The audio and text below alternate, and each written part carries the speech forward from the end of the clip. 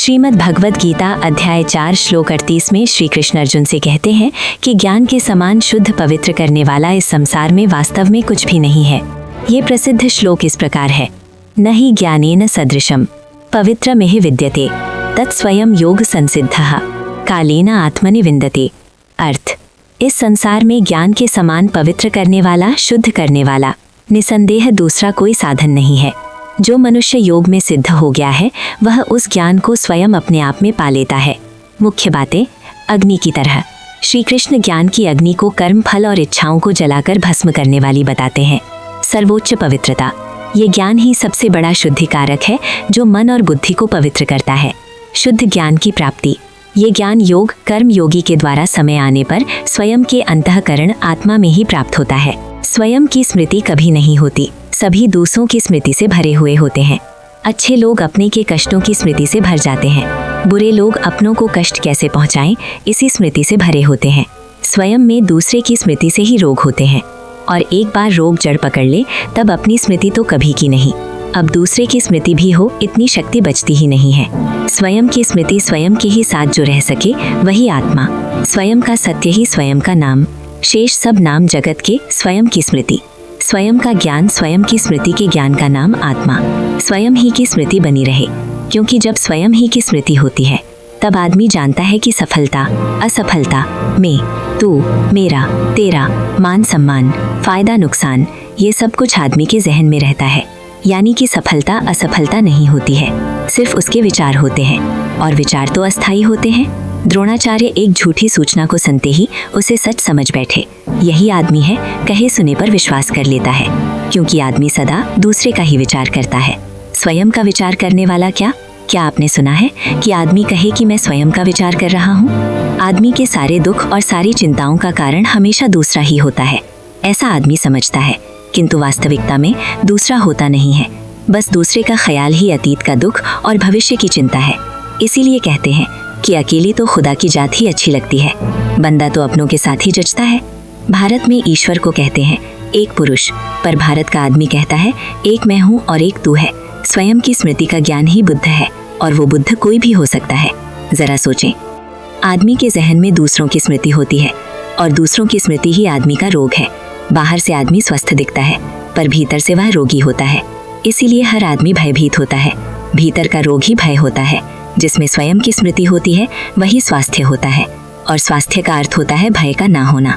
काम, क्रोध, अहंकार, माया, लोभ, स्वार्थ, ईर्ष्या, षड्यंत्र, ये सभी एक भय की संतान है। पाप का मूल होता है लालच, और रोग का मूल होता है भय।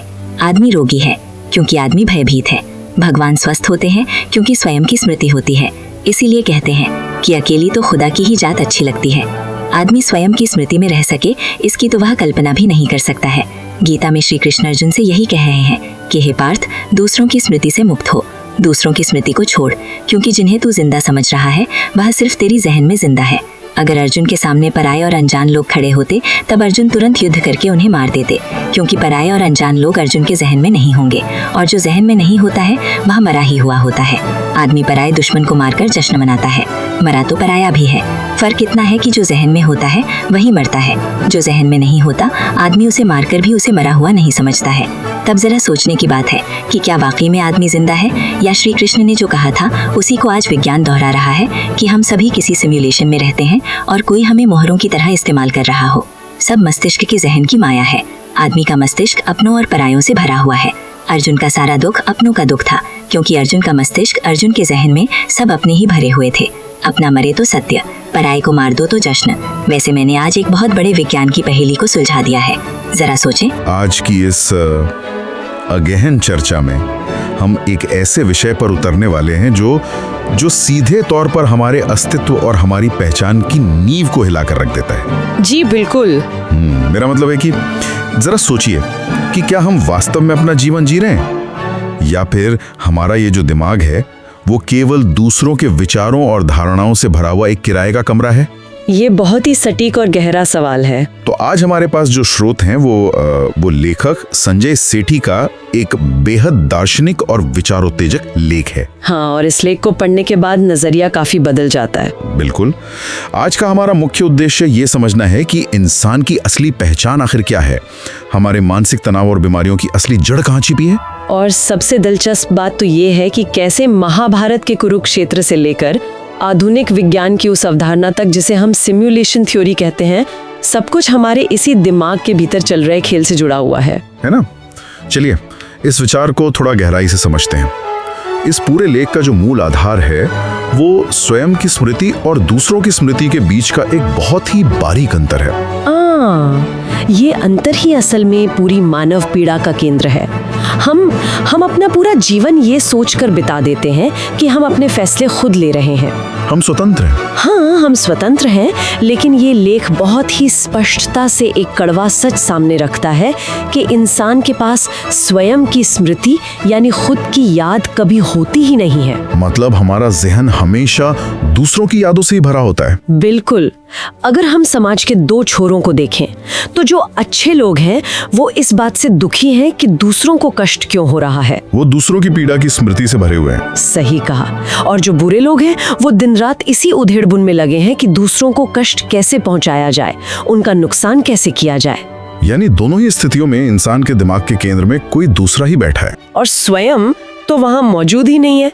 हम हर पल केवल दूसरों के ही संदर्भ में जी रहे हैं। लेकिन यहाँ एक स्वाभाविक से सवाल उठता है। हम एक समाज में रहते हैं जहाँ एक दूसरे से जुड़े रहना हमारी फितरत है। तो अगर हम दूसरों के बारे में सोचना बिल्कुल बंद कर दें तो क्या हम पूरी तरह से स्वार्थी या संवेदनहीन नहीं हो जाएंगे? ये एक बहुत ही लाजमी सवाल है। पर देखिए, सहानुभूति का अर्थ संवेदनहीन होना नहीं है। बात यहाँ स्वयं को खो देने की हो रही है। अच्छा। जब हम कहते हैं कि इंसान दूसरों की स्मृति से भरा है तो उसका मतलब है कि उसका अपना कोई स्वतंत्र मानसिक अस्तित्व नहीं बचा है। यानी वो पूरी तरह से दूसरों पर निर्भर हो गया है। बिल्कुल। इसे एक मनोवैज्ञानिक नजरिए से देखते हैं। जब इंसान के भीतर किसी दूसरे के विचार पूरी तरह से जड़ पकड़ लेते हैं तो उसके पास खुद के लिए, अपने आंतरिक संतुलन के लिए कोई शक्ति नहीं बचती। और यहीं से परेशानियां शुरू होती हैं। जी, और यही वो बिंदु है जहां से मानसिक और शारीरिक रोग जन्म लेते हैं। चिकित्सा विज्ञान भी आज मानता है कि हमारे शरीर की बहुत सी बीमारियां हमारे मन से उपजती हैं। जैसे जब कोई लगातार किसी दूसरे व्यक्ति के प्रति क्रोध या ईर्ष्या में रहता है। हाँ, तो उसका शरीर तनाव के हार्मोन छोड़ने लगता है। उसका मन तो अशांत होता ही है, साथ ही शरीर भी अंदर से बीमार पड़ने लगता है। तो लेख के अनुसार वास्तविक स्वास्थ्य का अर्थ केवल शरीर का निरोगी होना नहीं है। नहीं, बिल्कुल नहीं। इसका अर्थ है स्वयं में स्थित होना। सफलता, असफलता, मैं और तू, तेरा, मेरा, ये सब वास्तविकता नहीं है। ये सब केवल हमारे जहन में उठने वाले अस्थायी विचार हैं जो हमेशा किसी दूसरे से जुड़े होते हैं। इसे अगर हम रोजमर्रा की जिंदगी के एक साधारण से उदाहरण से समझें, जी। मान लीजिए कोई रात को अपने बिस्तर पर सोने की कोशिश कर रहा है लेकिन नींद नहीं आ रही क्योंकि दिन में दफ्तर में बॉस ने डांटा था। ये बहुत ही आम बात है। अब उस वक्त इंसान अपने खुद के कमरे में है, बॉस मीलों दूर है, लेकिन दिमाग में बॉस की स्मृति चल रही है। शरीर वहाँ है लेकिन दिमाग पर किसी दूसरे ने कब्जा कर रखा है। हम असल में अपने ख्यालों से ही लड़ रहे होते हैं। बिल्कुल सटीक उदाहरण है ये।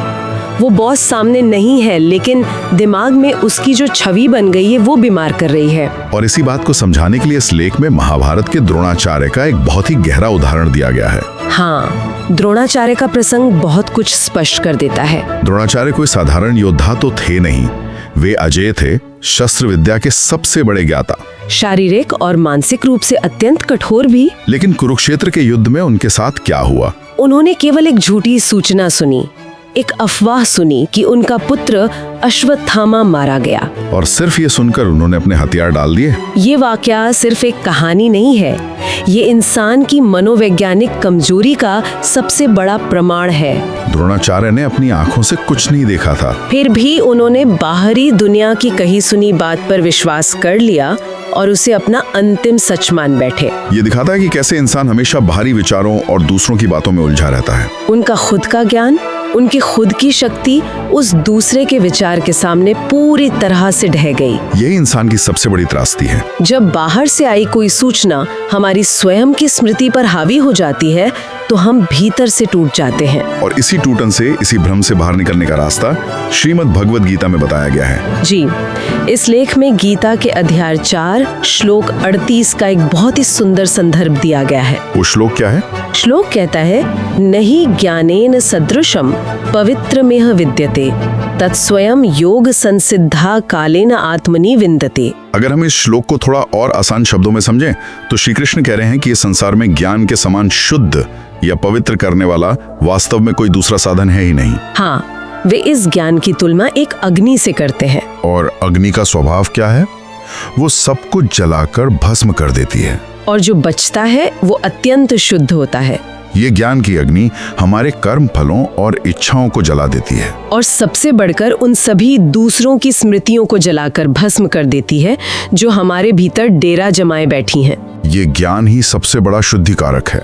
लेकिन ध्यान देने वाली बात यह है कि श्लोक के अनुसार ये ज्ञान कहीं बाहर से नहीं आता। तो ये कहाँ से आता है? जो मनुष्य योग में सिद्ध हो गया है, जिसने अपने भीतर का संतुलन पा लिया है, वो समय आने पर इस शुद्ध ज्ञान को स्वयं अपने अंतःकरण में यानी अपनी आत्मा में ही प्राप्त कर लेता है। ये ज्ञान स्वयं का ज्ञान है। बिल्कुल।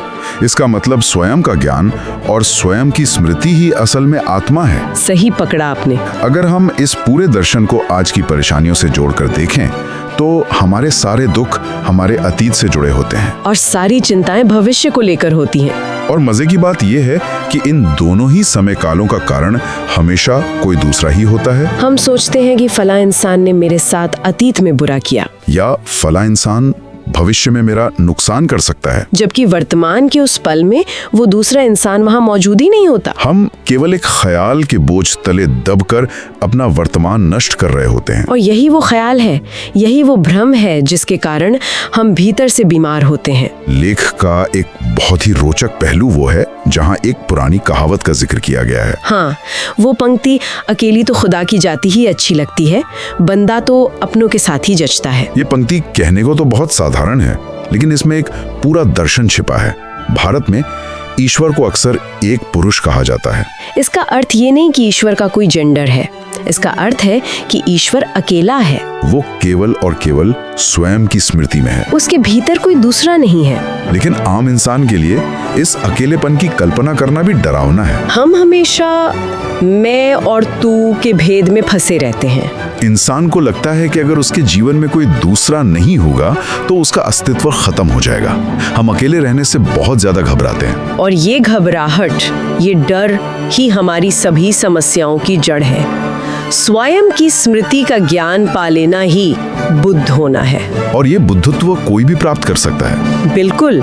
आज का इंसान जब आईने में खुद को देखता है तो वो बाहर से भले ही कितना भी स्वस्थ और सफल क्यों ना दिखे, लेकिन भीतर से वो एक रोगी है। और इस भीतर के रोग का असली नाम है भय, यानी डर। स्वास्थ्य का असली अर्थ केवल शरीर का ठीक होना नहीं है, बल्कि मन का इस भय से मुक्त होना है। जब तक भीतर डर है तब तक इंसान असल में बीमार ही है। ये नजरिया तो बहुत सी चीजों को देखने का चश्मा ही बदल देता है। हम अक्सर काम, क्रोध, अहंकार, लोभ, इन सबको अलग अलग बुराइयां मानते हैं। हम सोचते हैं कि ये इंसान क्रोधी है या वो इंसान लालची है। लेकिन हमारे स्रोत के अनुसार ये सब अलग अलग नहीं है। ये सब के सब इसी भय की संतानें हैं। लालच क्या है? ये डर कि भविष्य में कुछ नहीं बचेगा। क्रोध क्या है? ये डर की चीजें नियंत्रण से बाहर जा रही हैं। पाप का मूल लालच है और रोग का मूल भय है। भगवान इसलिए पूर्ण रूप से स्वस्थ हैं क्योंकि उनमें स्वयं की स्मृति है। वे किसी दूसरे के विचार या उम्मीद से रत्ती भर भी प्रभावित नहीं होते। यहाँ एक बहुत गहरा प्रश्न खड़ा होता है। जब हम डरे हुए होते हैं, जब हमारा मन दूसरों के विचारों से भरा होता है, तो क्या हम सच में जिंदा होते हैं? क्या हम अपना जीवन जी रहे होते हैं? इस उलझन का सबसे बेहतरीन जवाब हमें एक बार फिर कुरुक्षेत्र के मैदान में मिलता है। गीता में श्री कृष्ण अर्जुन को उपदेश दे रहे हैं। लेकिन अगर हम उस उपदेश के मनोवैज्ञानिक पहलू को देखें तो वे अर्जुन से असल में क्या कह रहे हैं? वे अर्जुन से कह रहे हैं कि इस दूसरों की स्मृति के जाल से बाहर निकल। यहीं पे एक बहुत गहरी बात समझ में आती है। अर्जुन कुरुक्षेत्र में इसलिए नहीं रो रहा था कि उसे युद्ध करना है। वो तो अपने समय का सबसे महान योद्धा था। युद्ध करना तो उसका धर्म था। उसका असली दुख इस बात से था कि उसके सामने जो लोग खड़े थे वे अपने थे, उसके जहन में वे पितामह, गुरु, भाई बनकर बैठे हुए थे। समस्या सामने खड़ी सेना नहीं थी, समस्या वो छवि थी जो अर्जुन के दिमाग के भीतर बनी हुई थी। जरा सोचिए, अगर अर्जुन के सामने कौरवों की जगह कोई अनजान सेना खड़ी होती, किसी दूसरे राज्य के अनजान सैनिक होते, तो क्या वो एक पल के लिए भी झिझकता? नहीं, वो तुरंत अपना गांडीव उठाता और उन्हें मार गिराता। क्यों? क्योंकि वे पराये लोग अर्जुन के जहन में कोई जगह नहीं घेरे हुए थे। जो हमारे जहन में नहीं होता वो हमारे लिए पहले से ही मरा हुआ होता है। ये इंसान के मनोविज्ञान की कैसी अजीब विडंबना है। वो पराये दुश्मन को युद्ध में मारकर जश्न मनाता है और अपनों के मरने पर शोक के सागर में डूब जाता है। जबकि वास्तविकता ये है कि मरते दोनों ही हैं, जान तो दोनों की ही जाती है। फर्क सिर्फ इतना है कि जो हमारे दिमाग में जिंदा है, हमें केवल उसी के मरने का दुख होता है। जिसे हम जानते ही नहीं, उसके मरने का हमें कोई शोक नहीं होता। ये तो पूरी तरह से दिमाग का बनाया हुआ मायाजाल है। मतलब जो जहन में है वही वास्तव में मरता है। जो जहन में है ही नहीं, उसे मारकर भी इंसान ये महसूस नहीं करता कि उसने किसी को मारा है। ये बात सोचने पर मजबूर कर देती है कि क्या हम वाकई में एक भौतिक दुनिया में जिंदा हैं या सिर्फ अपने ही दिमाग के भीतर बनी एक मनोवैज्ञानिक दुनिया में जी रहे हैं, जहाँ हमारे रिश्ते, हमारी भावनाएं, हमारे दुश्मन, सब कुछ केवल हमारी यादों का ही एक हिस्सा है। और यही वो बिंदु आता है जहाँ हजारों साल पुराना ये दर्शन और आज का आधुनिक विज्ञान आपस में आकर जुड़ जाते हैं। लेखक संजय सेठी ने इस पूरी चर्चा को आज की आधुनिक तकनीक से जोड़ा है। जो बात श्री कृष्ण ने हजारों साल पहले कुरुक्षेत्र में कही थी कि ये सब मोहमाया है, ये अपनों और परायों का भेद केवल तुम्हारे जहन का खेल है,